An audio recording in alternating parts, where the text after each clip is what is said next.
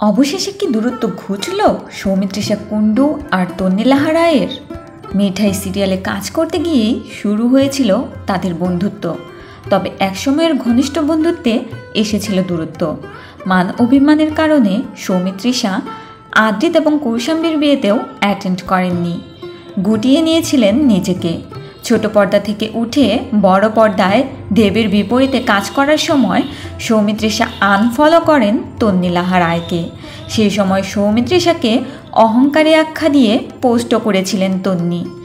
অপরদিকে সৌমিত্রিষা বলেন, হিংসা থেকেই এসব প্রচার হচ্ছে, বন্ধুত্বে ফাটল ধরে, দূরত্ব বাড়ে।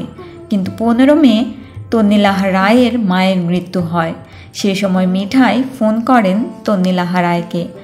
অপরদিকে একটি গণমাধ্যমকে তিনি জানান, এই ঘটনা যার সঙ্গে হয় সেই যন্ত্রণাটা বোঝে। পর্দার মিঠাই অর্থাৎ সৌমিত্রিষা কুণ্ডু তন্নির দুঃসময়ে অতীত মনে রাখতে চান না। বন্ধুর দুঃসময়ে পাশে থেকে সহমর্মিতা জানিয়েছেন এই অভিনেত্রী।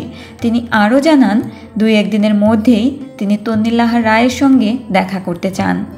তবে কি এতদিনের অভিমানে বরফ গলতে শুরু করলো 2 নায়িকার?